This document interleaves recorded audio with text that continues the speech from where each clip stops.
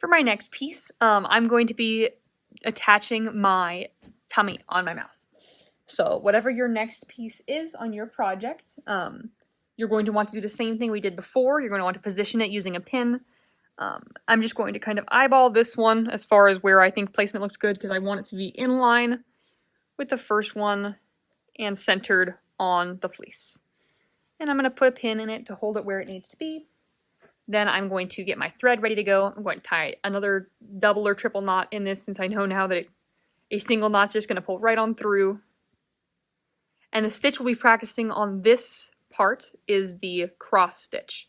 So on the tummy of whatever your piece is, you'll be wanting to practice the cross stitch. If you're choosing to do the cat, which does not have a tummy piece, I would recommend doing the cross stitch on your face piece or on your tail piece, and then doing the spots with the whip stitch instead, which will be the one we will do next in this video tutorial. Since the spots are a different shape and they're a lot smaller, I think a whip stitch is going to be the easiest for if that is what you're wanting to do. Or you could do a tummy on your cat. No one is stopping you, least of all me. I could not stop you. And I wouldn't want to. Okay, so we're ready to sew this now. I've got my needle all threaded with a knot tied in the end. It's the same situation as before. I've just got those 2 strands of thread from my embroidery floss on there. And I'm going to stick my needle through the back so that it's poking up into both layers of fabric. I'm going to pull it through. And then for the cross stitch, if you remember, this is the stitch where we take alternating bites of fabric from the upper layer and the lower layer of our fabrics. So I'm going to take one here from just the felt and pull it tight, and then I'm going to jump back down to here and take one from just the fleece. If you don't remember how to do the cross stitch, go ahead and pause this video, go back to the tutorial covering the cross stitch specifically. It's the cross stitch, the crisscross stitch, the herringbone stitch. It's called a number of things.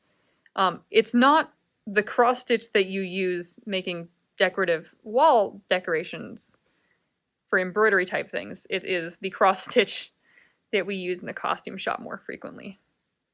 Boop. And as you can see, I'm putting my needle in from right to left and pulling it out, but I am sewing from left to right. So this is the stitch where our needle moves kind of backwards to what we think it should. And I'm keeping my stitches nice and small and tidy so that they will look nice when everything is done. And this is what it's looking like to begin with. I'm going to want to keep going all the way around. And I'll keep this video running so that you guys can watch me if that is helpful to you. You are also welcome to pause. If you're like, yep, I know what she's doing. I know how to do the cross stitch. We're good. You are welcome to pause and we can regroup at the next video segment. I'm at the point where I'm going to pull my pin out now. The key with this project is generally the smaller the stitches, the neater it's going to look. So while big stitches can be kind of faster, they're less sturdier and they look less nice. So I'd recommend erring on the side of smaller, neater, and more particular stitches.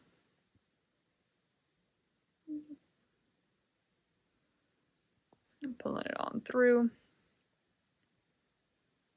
If you remember from the last video, not last video, the video on the cross stitch, which has been many a video ago, I mentioned that the ways that we normally use this stitch in the world of costuming is for hems and for securing corset piping.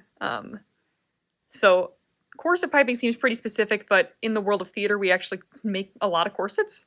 So it comes up more often than you think, but hemming, this is kind of the premier hem stitch. It is really great because if it breaks, it doesn't necessarily come all the way out immediately.